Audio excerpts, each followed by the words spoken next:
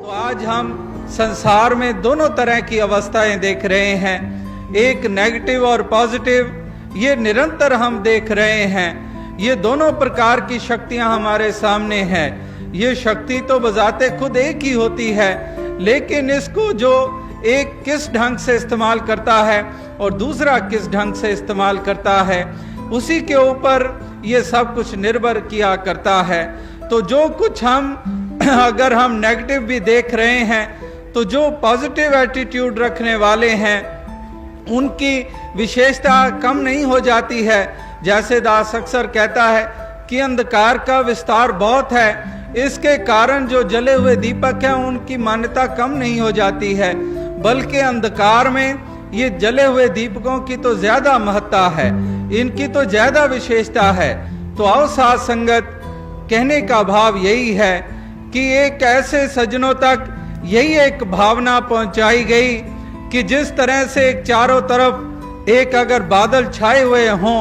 तो वो बादल छाए हुए हों, तो वो अगर एक उस बादल छाए हुए में अगर वो एक सूरज थोड़ी देर के लिए भी अगर सामने आता है तो उसकी कितनी विशेषता हो जाती है। तो आज भी चारों तरफ ये बादल ही छाए हुए हैं, जो बादलों छाए हुए बादलों में जो एक अंधकार फैलाने में अपना योगदान दे रहे हैं, तो इसमें एक वो सूर्य की किरणों का कितना महत्व है, तो ये महत्व और ज्यादा बढ़ जाता है। तो आज भी ऐसे मौके में जिसको हम घोर कलयुग कह रहे हैं, जिसमें एक भाई भाई से दूर होता जा रहा है, जिसमें कि एक छत के नीचे रहने वाले एक दूसरे पर विश्वास खोते जा रहे हैं, जहां पर विश्वासघात किए जा रहे हैं, जहां पर एक पीठ में छुरियां घोंपी जा रही हैं, जहां पर एक दूसरे का छीना जा रहा है, एक दूसरे के एक गले दबाए जा रहे हैं। तो ऐसे एक समय में अगर हम एक दूसरे के चरणों पे गिरते हुए देख रहे हैं, अगर हम एक मीठे वचन हमें सुनाई देने को मिल रहे हैं, अगर हमें एक दूसरे को सहयोग देते हुए हमें दिखाई दे रहे हैं, तो फिर ये निश्चय ही एक बहुत महत्व रखते हैं, इनकी ही विशेषता है। तो आओ साथ संगत, कहने का भाव यही है कि महापुरुष भक्तजन निरंतर इसी चीज को उजागर कर रहे हैं। ये निरंतर यही ऐसा एक सुंदर जीवन जीते हैं, ये एक इंसानों तक यही आवाज पहुंचाते हैं कि हे मानव इंसान, तूने भी ऐसा ही रोल अदा करना है, तूने भी एक सुंदर जीवन जीना है, तूने भी एक उज्जवल जीवन जीना है, तूने भी एक उजाले का रूप धारण करना है, ताकि ये चारों तरफ ये जो अज्ञानता का अंधकार है, इस अंधकार में ये प्रकाशता होती चली जाए। जो प्रकाशता एक पथिक के लिए, एक चलते हुए एक इंसान के लिए उसके मार्ग को उज्जवल करने में सहायक होगी,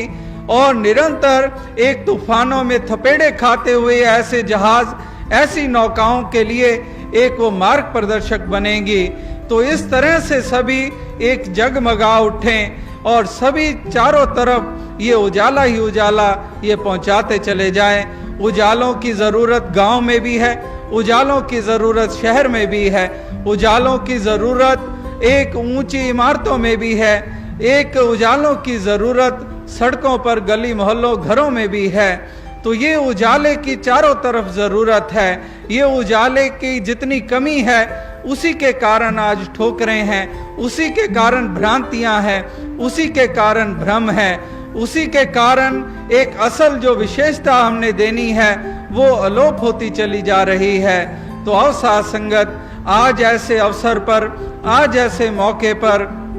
आप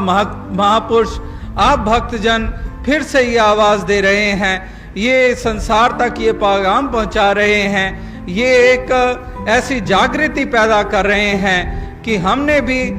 ऐसा एक जीवन जीना है, हमने भी सच को प्रधानता देनी है, हमने भी दूसरों को